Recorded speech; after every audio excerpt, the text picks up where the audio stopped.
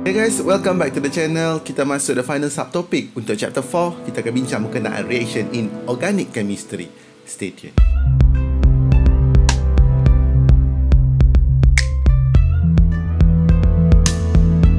Hai, Assalamualaikum. Welcome back to the channel. As I mentioned earlier, hari ini kita akan bincang berkenaan the final subtopic dalam chapter 4, which is reaction in organic compounds. So, apa yang anda perlu tahu adalah episod kali ini kita akan cover beberapa basic konsep yang akan diguna pakai sepanjang semester. Walaupun chapter ni tidak dinilai dalam PSPM, tetapi skill-skill yang diajar dalam chapter ni akan diguna pakai sepanjang semester, especially masa kita bincang type of reaction dan juga mechanism nanti. Okay, jom kita tengok apa objektif kita. Okay, so our objective is very simple. Kita nak bincang berkenaan bond cleavage yang ada dua, iaitu homolytic and heterolytic. Kita nak differentiate between homolytic cleavage and also heterolytic cleavage, and kita nak state the relative stability of the primary, secondary, tertiary free radicals, carbocation, carbon ions, and also compare their relative stabilities. Okay, so ada beberapa benda-benda yang tidak ada dalam syllabus ni tapi saya tambah sebab ianya akan membantu anda dalam memahamkan lagi konsep organic chemistry. Kita teruskan dengan yang pertama. Organic chemistry punya reaction ni, inilah contoh dia. Okay, ini adalah satu reaction yang mana kita akan tunjuk perubahan kita punya reactant. From our reactant, dia jadi kita punya produk. So, reactant nak jadi produk ni, kita akan tunjukkan step by step proses yang dinamakan sebagai mechanism. So, this is what we known as our mechanism. So, mechanism ni adalah satu proses yang menunjukkan step by step macam mana reactant tu is converted into product. And as you can see, in our mechanism, kita akan tunjuk perubahan dia dengan menggunakan arrow-arrow ni. So, ini nak arrow-arrow ni kita panggil sebagai curly arrow. Dalam chemistry, curly arrow ni ada dua jenis. Curly arrow ni digunakan untuk menunjukkan pergerakan elektron, dan kita ada dua jenis, iaitu half-headed curly arrow dan juga full-headed curly arrow. Ada dua jenis itu.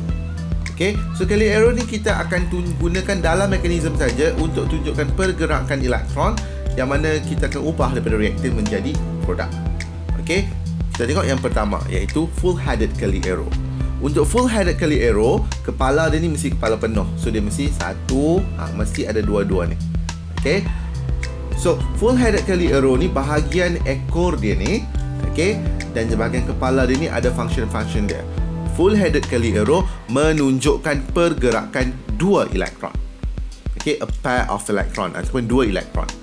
Okay, ekor ni menunjukkan tempat di mana bermulanya pergerakan elektron tu. Bahagian ekor tu is actually kita boleh mula daripada bond ataupun lone pair ataupun daripada charge on the atom. Bahagian kepala dia pula menunjukkan dekat mana tempat dia akhir.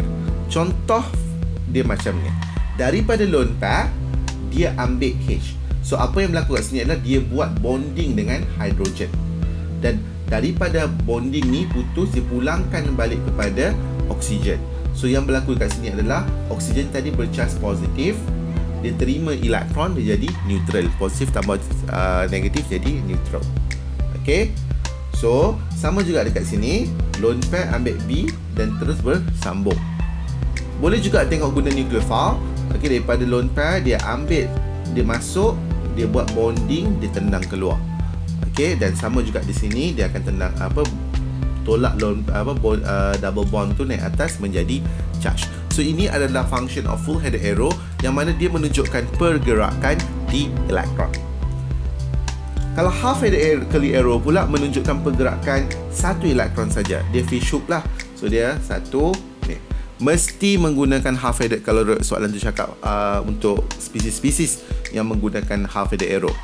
Okay, so proses dia sama juga. Ekor tu tempat bermula, kepala tu tempat dia berakhir, dan ini contoh dia. Apa yang berlaku adalah kita akan hasilkan radicals.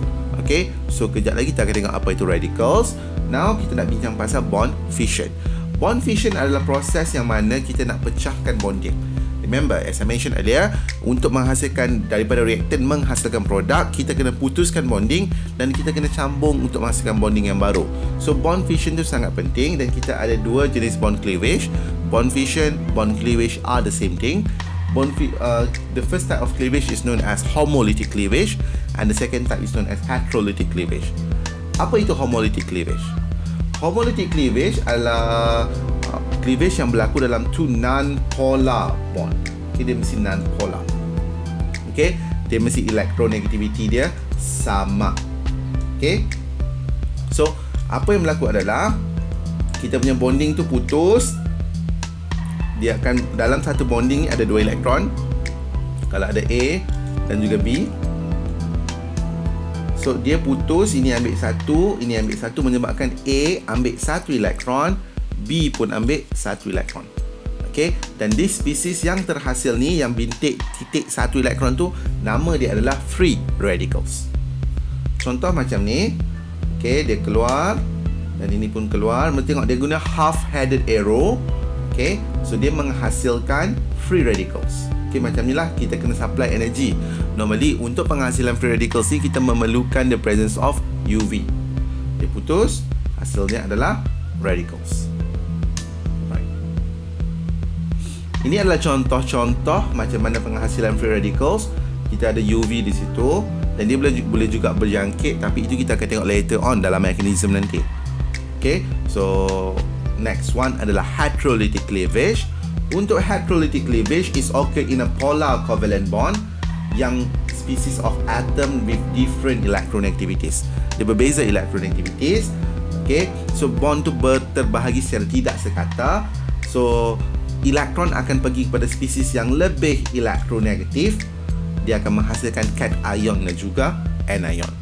Okay, so contoh macam ni, kalau kata kita ada bila bond tu terputus, okay, di A tu jadi anion sebab A tu is more electronegative. So macam contoh kalau kita ada A dan B, okay, pembelahan dia tu adalah A is more electronegative, dia akan pergi full headed arrow, menghasilkan A, dia terima elektron jadi charge negatif, tambah B, dia terima dia hilang elektron jadi charge positif.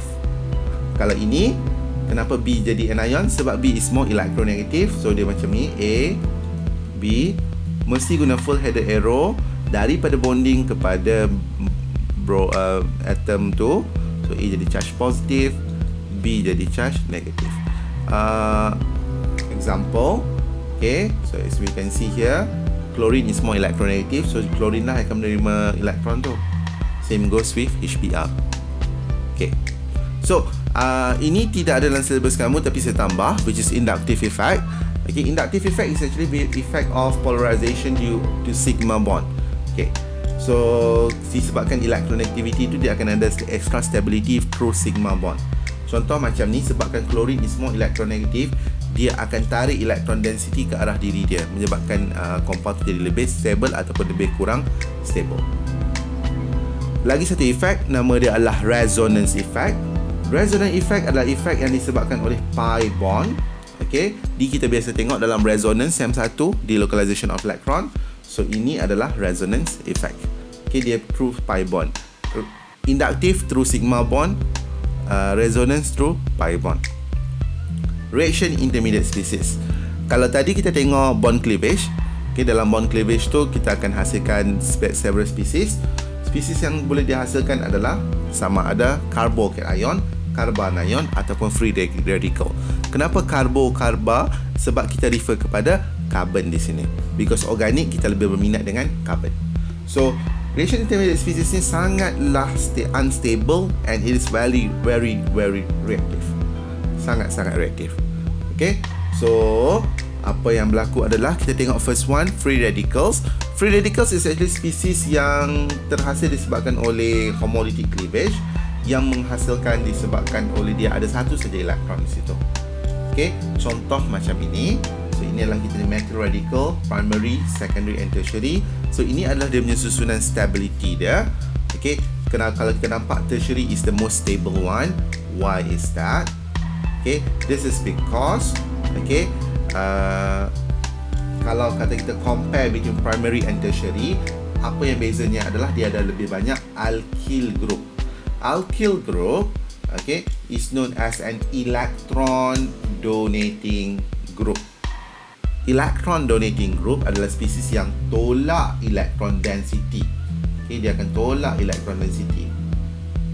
Okay, so bila dia tolak electron density, kita punya radical ni is actually an electron deficient species. Dia tak cukup elektron, dia ada satu saja, dia tak cukup elektron. So bila ada orang tolak electron density lebih kepada dia, dia jadi lebih stable. Imagine this, you don't have enough money and someone donate you money, so you become more stable. So the presence of alkyl group, dia akan push the electron density towards the radical and increase the stability of the radical. So ini adalah dikenali sebagai inductive effect. Tertiary free radical is more stable because it have more alkyl group. Have a look at carbocation ion. Nama lain carbocation ion adalah carbonium ion. It is a very reactive carbon species with positive charge. Ia terhasil disebabkan oleh homolytic cleavage. Okay, contoh. Okay, saya suka bulatkan charge tu sebab lebih mudah sikit. Okay, so kalau kita tengok sini, carbocation dia kurang elektron kan, so obviously tertiary akan jadi lebih stable.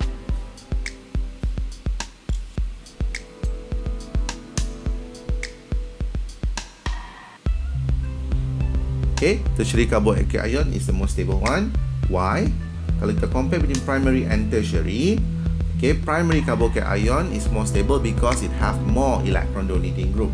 So kalau kita compare primary cuma ada satu saja yang tolak ke sana. Tapi ini ada 3. Bila dia ada 3, okay, dia ada lebih extra stability dekat situ.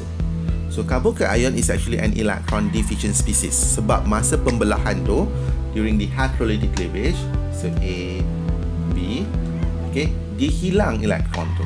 Dia jadi charge positive. So dia tak cukup elektron. Bila dia tak cukup elektron, the presence of alkyl group akan provide extra stability similar to the free radical.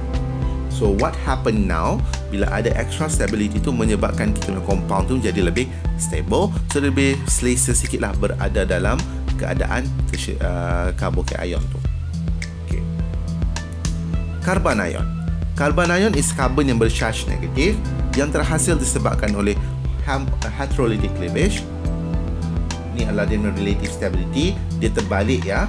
Okay, kalau kita tengok tertiary is less stable. Kenapa? Tertiary is less stable.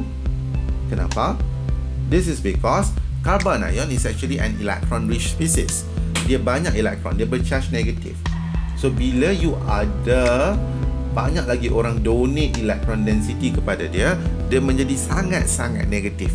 So dia tidak boleh terima, dia tak boleh handle tu. Okay, so untuk carbon ion, dia lebih prefer kalau ada orang tarik electron density kepada dia. Bila orang tarik electron density tu, kita panggil sebagai an electron withdrawing group. Okay, electron donating group tadi satu, electron withdrawing group. Withdraw maksudnya tarik elektron kepada dia. Untuk jadi electron withdrawing group, dia mestilah spesies-spesies yang lebih elektronegatif. Contoh macam halogen. Bila tarik elektron density, macam dia ada beban banyak sangat, ada orang tarik, so dia akan jadi rasa lebih selamat lah, lebih selesa di situ. So carbon ion lebih stable in term of primary compared to tertiary. I really hope you enjoy this video. Video kali ni dia pack sikit with information. Don't worry, okay, try to understand it step by step. Okay, benda ni memang akan digunakan pakai sepanjang semester ni. Kita hanya ada satu lagi video untuk the final part for chapter 4, which is kita akan discuss type of reaction in organic. With that, thank you for watching. See you next time. Assalamualaikum. Bye.